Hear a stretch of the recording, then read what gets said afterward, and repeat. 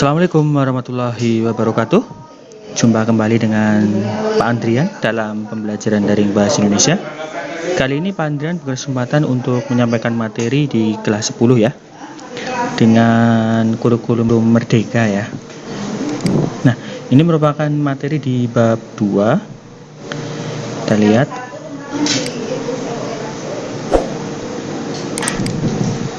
Nah, di bab 2 ya, yaitu mengungkapkan kritik lewat senyuman. Ya, ini nama ataupun tema di bab 2 ya. Jadi mengungkapkan kritik lewat senyuman. Kita lanjutkan. Tujuan dari pembelajaran bab 2 yaitu adalah setelah mempelajari cara mendalam teks anekdot melalui berbagai aktivitas pembelajaran, siswa mampu memahami teks anekdot sebagai salah satu cara dalam menyampaikan kritik. Siswa pun dapat membuat teks anekdot untuk menyampaikan gagasan secara kritis dan santun berdasarkan fenomena sosial yang terjadi di sekitar ya. Itu merupakan tujuan dari bab 2 yang akan kalian dapatkan ya. Nah, di sini sebelum kita lanjutkan, di sini ada istilah yaitu teks anekdot dan juga kritik gitu ya. Jadi teks anekdot itu adalah teks yang sebenarnya secara arti itu adalah merupakan teks yang sifatnya itu lucu ya, tetapi di dalamnya itu mengandung kritikan. Nah, ini kritik ya. Jadi apa yang dikritik? Yang dikritik adalah fenomena sosial yang terjadi di lingkungan sekitar gitu ya. Jadi nanti kalian akan mempelajari teks yang berupa teks lucu, tetapi di dalamnya itu mengandung sebuah pesannya itu tentang kritikan ya. Kritikan ini yang berhubungan dengan fenomena sosial yang terjadi di lingkungan sekitar kalian. Itu adalah tujuan pembelajaran dari bab 2. Kemudian, nah ini dia. Sebelum kita masuki materinya, seperti biasa ada pembelajaran bermakna ya. Jadi pembelajaran bermakna ataupun hal nanti kompetensi yang akan kalian dapatkan berkaitan dengan untuk kehidupan kalian adalah itu menambah kemampuan berbicara dan bernalar kritis. Jadi akan ada penambahan kompetensi pada aspek berbicara ya. Karena tadi adalah teks anekdot, jadi nanti akan lebih banyak yaitu berkaitan dengan bagaimana penyampaian teks anekdot itu ya, berbicaranya. Kemudian bernalar kritis. Jadi bernalar kritis itu adalah sesuatu yang kepekaan kalian terhadap fenomena-fenomena alam ataupun fenomena sosial yang terjadi di lingkungan kalian. Tuh. Jadi menambah kemampuan berbicara dan bernalar kritis gitu ya. Itu adalah pembelajaran bermakna yang akan kalian dapatkan di bab kedua. Selanjutnya seperti biasa ada profil pelajar Pancasila, yaitu yang pertama adalah kritis dan santun dalam berbicara. Sudah saya singgung tadi ya, benar kritis adalah kemampuan kepekaan kalian terhadap fenomena yang terjadi di sekitar kalian. Dikritisi, dianalisis, dicerna, kemudian kalian akan memberikan sebuah tanggapan di sana tentang fenomena yang terjadi di lingkungan kalian gitu ya. Misal nanti ada ataupun yang fenomena sekarang yang sering terjadi ataupun yang sedang terjadi, hangat-hangat yang terjadi adalah kenaikan harga BBM. Nah, bagaimana cara kalian menanggapinya itu? Bagaimana kritikan yang akan kalian sampaikan dengan berbicara secara santun ataupun diksi yang kalian pilih atau pemilihan kata yang kalian pilih itu adalah harus bersifat santun ya, tidak memberikan sebuah celaan, tidak memberikan sebuah umpatan ataupun hal-hal lain yang jelek ke depannya seperti itu, tapi dengan santun, dengan kritikan yang membangun tetapi kritis seperti itu. Nah, ini adalah profil yang nanti akan kalian dapatkan di bab kedua. Kita lanjutkan. Nah, ini dia. Ada sebuah kutipan komik. Di sini ada 3 komik. Yang pertama ini ya, ada perempuan, kemudian ada foto laki-laki, kemudian ada foto keluarga di proses pose foto wisuda seperti itu ya. Nah, pada foto yang pertama ataupun gambar yang pertama di sini ini ya. Nah, ini ada sebuah fenomena di mana kita sering menjumpai, yaitu banyak sekali orang zaman sekarang itu yang melakukan selfie seperti itu ya. Nah, selfie-nya itu kemudian Di sini ada captionnya, yaitu aneh kalau kamera HP punya fitur wajah otomatis jelek, kalau aplikasi tambahan sih lain soal, seperti itu. Nah, jadi sekarang itu banyak fenomena yang terjadi di lingkungan kita, khususnya untuk kaum hawa, yaitu mereka itu sering berpose selfie dengan menggunakan fitur yang mempercantik wajahnya. Nah, itu bagaimana kalian menanggapinya? Kemudian yang komik yang kedua, atau kutipan komik yang kedua, di sini ada seseorang yang sedang melakukan foto profil buku reuni, seperti itu ya. Nah, kemudian captionnya itu biar sewa yang penting keren. Nah, ini pun yang sering terjadi di lingkungan kalian ataupun lingkungan kita ya, bahwa sekarang itu banyak sekali foto-foto yang sekiranya seperti itu, menggunakan sewaan tetapi untuk ditujukan supaya keren, seperti itu. Nah, itu bagaimana tanggapan kalian tentang komik tersebut? Kemudian pada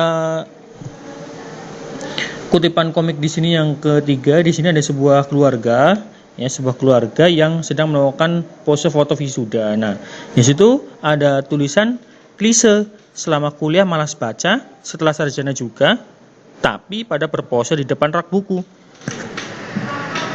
Nah, di situ berarti ini sebagai sebuah fenomena sosial yang terjadi di lingkungan kita. Ternyata ada yang seperti itu, bahwa selama kuliah malas membaca, setelah lulus kuliah juga malas untuk membaca.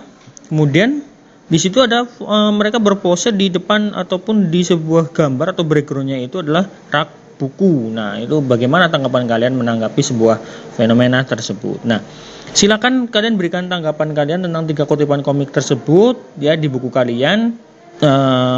Tulis saja seperti biasa, latihan 1, seperti itu ya. Bagaimana tanggapan kepada foto ataupun kutipan komik yang pertama, kutipan komik yang kedua, sampai kutipan komik yang ketiga. Nah ya, berikan tanggapannya ya. Diskusikan dengan teman kalian ya. Baik, itu latihan yang pertama. Kita lanjutkan. Nah, sebelum lanjut, kalau ada pertanyaan ataupun kesulitan, silakan seperti biasa tulis di kolom komentar ya.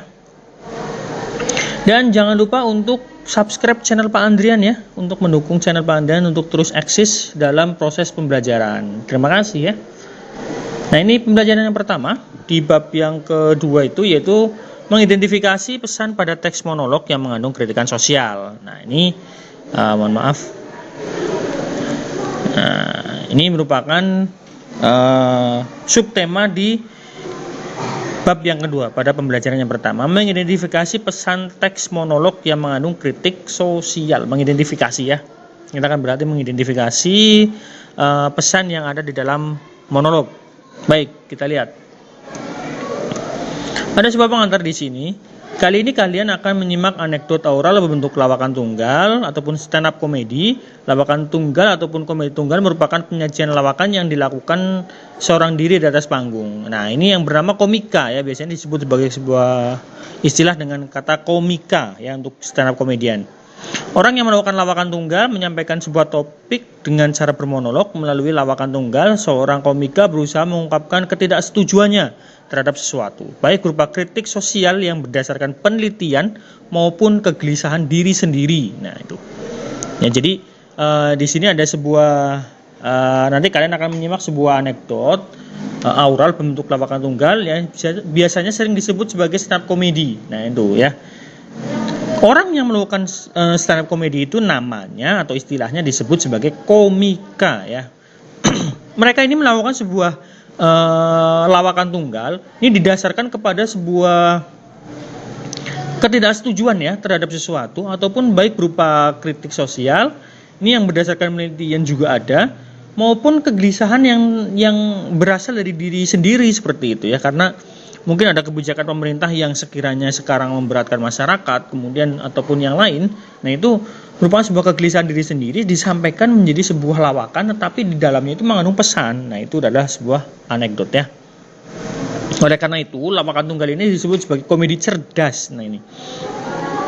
Jadi, mereka para komika itu menyampaikan sebuah lawakan tanpa perlu menggunakan energi yang banyak ataupun dengan sebuah gerakan-gerakan tertentu, tetapi hanya menggunakan verbal saja, menggunakan kalimat-kalimat ataupun kata-katanya mereka yang keluar dari mulut para komika ini. Kemudian ini menjadi sebuah lawakan, itu kan sebagai sesuatu yang dianggap cerdas ya. Tapi di dalamnya itu tetap mengandung sebuah pesan untuk para pendengarnya, ya. Inilah sebuah anekdot yang berbentuk lawakan tunggal ataupun stand up komedi. Kita lanjutkan. Nah, ini sekarang kalian bisa menyimak ada sebuah kutipan teks ya. Kutipan teks yang saya ambilkan dari buku teks. Kita lihat.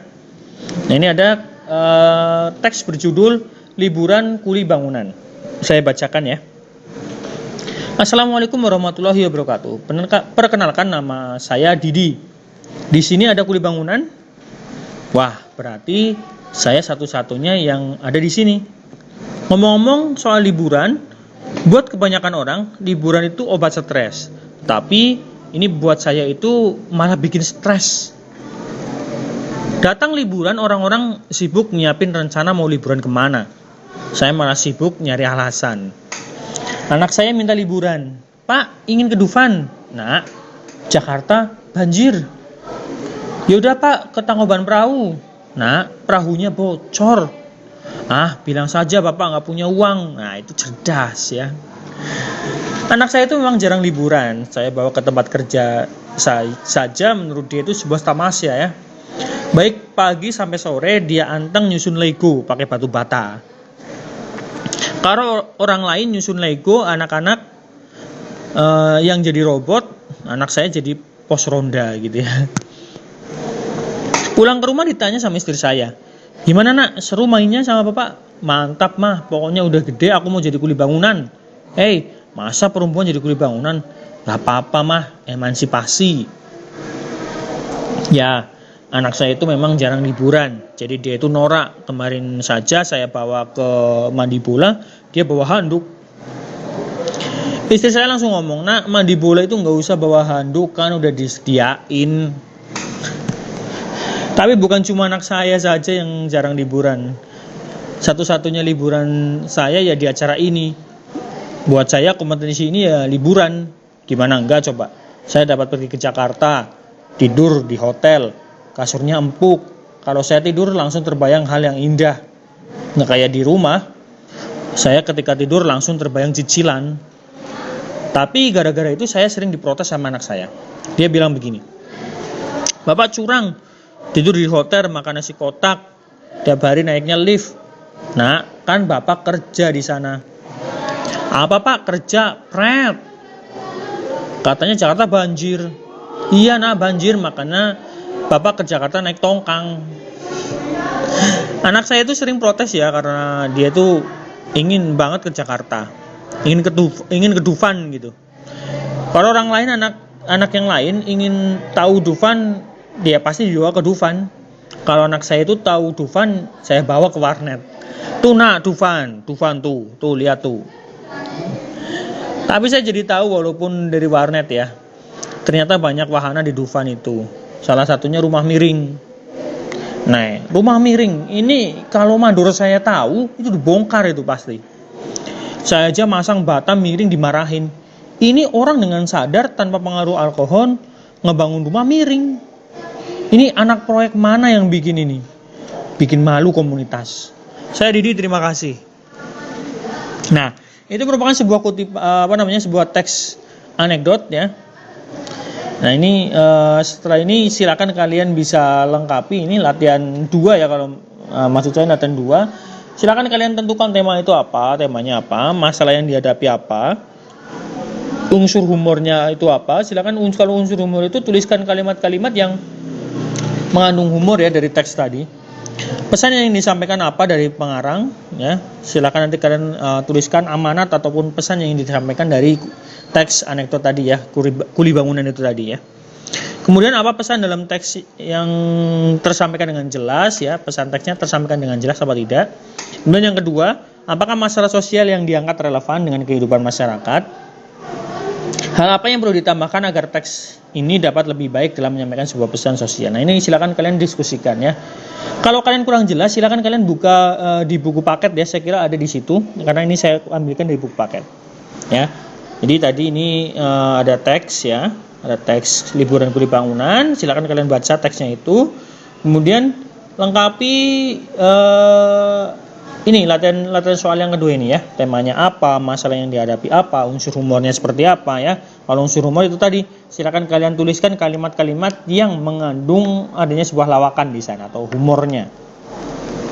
Kemudian pesan yang disampaikan itu apa ya? Dari penulis itu pesan yang disampaikan itu apa? Ya, apakah pesan teks tersampaikan dengan jelas? Apakah masalah sosial yang diangkat itu relevan dengan kehidupan kalian atau kehidupan kita ya? Hal apa yang perlu ditambahkan agar teks ini dapat lebih baik dalam menyampaikan pesan sosial? Silakan kalian berikan sebuah jawaban ataupun tanggapan untuk mengisi latihan kedua ini ya. Nah, kalau ada yang kurang jelas silakan seperti biasa tuliskan di kolom komentar, nanti Pak Anten akan memberikan sebuah tanggapan secara langsung ya. Baik, kita lanjutkan. Nah, ini kalau tadi kita sudah berbicara ataupun sudah berlatih apa itu anekdot, kalian saya kira sudah paham apa yang disebut dengan anekdot ya. Pernah kalian membaca sebuah cerita lucu sekaligus mengandung kritik atas fenomena sosial yang terjadi di dalam masyarakat? Nah, teks seperti itu disebut sebagai anekdot. Nah, itu ya. Di balik humor ataupun kelucuan yang ditampilkan, anekdot memiliki pesan yang diharapkan dapat memberikan pembelajaran kepada khalayak ramai. Oleh karena itu, isi cerita sebuah teks anekdot harus mengangkat tema ataupun masalah yang benar-benar terjadi ataupun dirasakan oleh orang masyarakat. Ya, jadi tidak hanya asal memberikan sebuah lawakan, tetapi di sini ternyata para komika itu biasanya melakukan sebuah penelitian, melakukan sebuah riset, ya, ataupun kepekaan mereka terhadap fenomena yang terjadi di masyarakat. Jadi ini yang bisa disebut sebagai lawakan tunggal yang cerdas seperti itu. Kemudian, nah ini pengertian lawakan tunggal ataupun stand up komedi ya. Seperti yang sudah saya singgung tadi, lawakan tunggal ataupun komedi tunggal merupakan penyajian lawakan yang dilakukan oleh seorang diri di atas panggung. Komika, orang yang melakukan lawakan tunggal menyampaikan sebuah topik dengan cara bermonolog, ya, monolog bukan dialog. Melalui lawakan tunggal, seorang komika berusaha mengungkapkan ketidaksetujuannya terhadap sesuatu, baik berupa kritik sosial berdasarkan penelitian ataupun kegelisahan ataupun kepekaan mereka sendiri. Oleh karena itu, lawakan tunggal bisa disebut sebagai komedi cerdas yang menyampaikan pesan bagi para pendengarnya. Ya, saya kira sudah jelas ya. Kita lanjutkan. Ini ada struktur teks anekdot dan juga contohnya. Yang pertama, teks anekdot itu pasti terdiri dari struktur ya. Nah, strukturnya itu yang pertama adalah orientasi. Pada bagian orientasi, anekdot ini berisi pengenalan kondisi ataupun karakter tokoh, penggambaran hal-hal terkait dengan apa, kapan, di mana, siapa, mengapa, bagaimana, dan gambaran tentang masalah yang akan dihadapi oleh tokohnya. Nah, ini contohkan. Saya berikan contoh. Perkenalkan, saya Didi. Nah, ini kan ada perkenalan di sini ya, perkenalan tokohnya. Namanya siapa? Namanya Didi. Di sini ada kuli bangunan. Wah, berarti saya satu-satunya ya di sini ngomong-ngomong soal liburan dan seterusnya. Itu merupakan bagian orientasi karena berisi pengenalan karakter tokohnya, siapa namanya, dan masalah yang akan diangkat oleh si tokoh ini untuk memberikan sebuah lawakan tunggal. Nah, itu merupakan struktur bagian orientasi. Kemudian yang kedua, nah ini dia, adanya komplikasi ya. Komplikasi itu bukan sebuah komplikasi seperti hanya istilah pada dunia kesehatan ya. Kalau di sini komplikasi ini berisi masalah yang dihadapi tokoh. Pada bagian ini penulis menyampaikan puncak cerita yang mengandung tawa sekaligus kritikan terhadap topik yang diangkat. Bagian ini disebut juga sebagai krisis ataupun reaksi. Krisis atau komplikasi ini merupakan bagian yang berisi kekonyolan yang menggelitik dan mengundang tawa. Tanggapan atau respon atas krisis yang disampaikan tersebut sebelumnya disebut sebagai reaksi. Reaksi dapat berupa sikap, mencela ataupun menertawakan ya. Jadi kalau komplikasi ini berkaitan dengan kalimat-kalimat yang mengandung tawa. Padahal disitulah sebagai kritikannya ya. Ini contohnya, anak saya minta liburan. Pak, ingin ke Dufan, nak, Jakarta banjir. Ya udah Pak, ke Tangkuban Perahu, nak, perahunya bocor. Bilang aja Bapak nggak punya uang, cerdas. Nah, itu kan di sini mengandung tawa ya, mengandung tawa. Nah, ini merupakan struktur bagian komplikasi. Kita lanjutkan.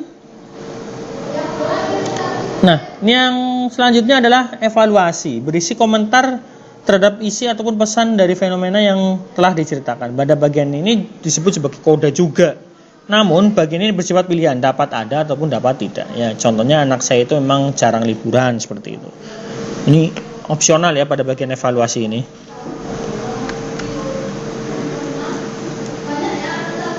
Nah, setelah kalian memahami tentang strukturnya, nah ini silakan kalian berlatih. Tadi yang pertama strukturnya ada orientasi, kemudian ada komunikasi dan evaluasi ya. Nah, sekarang kalian berlatih lagi untuk mengidentifikasi teks berjudul perundungan ya, tanda sayang. Nah, ini silakan kalian baca, kemudian kalian lengkapi kolom yang ada di sebelahnya. Strukturnya ada orientasi, nah isi teksnya yang mana, komunikasi nanti yang mana, evaluasi nanti mana. Nanti silakan ditulis lagi teks ini tulis lagi kepada kolom-kolom ini yang termasuk orientasi, termasuk komunikasi, dan termasuk evaluasi. Nah, itu ya.